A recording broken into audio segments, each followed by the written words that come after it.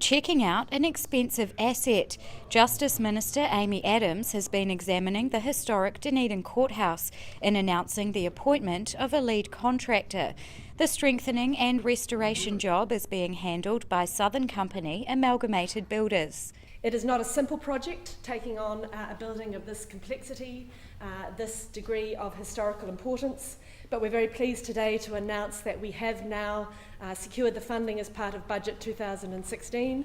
Built at the turn of last century, the Category 1 historic building was closed in 2011. That prompted the legal community in Dunedin to rally public support for its retention.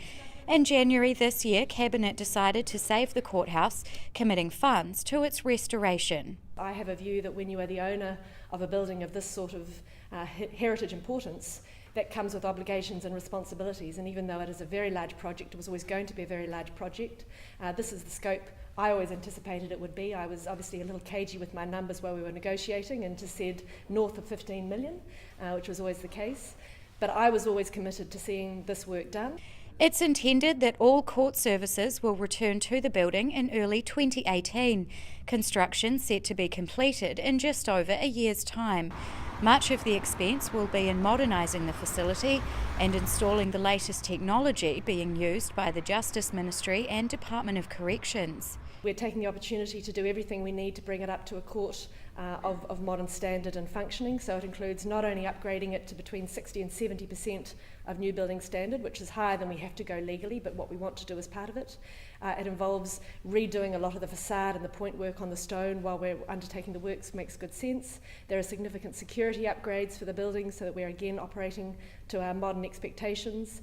There is a lot of technology upgrades planned within the building, the use of CCTV and audio-visual links, and making sure the court functions in the way that we want a modern court to function, so a much more flexible, user-friendly registry and public-facing areas, and a better design for all of those who use the building.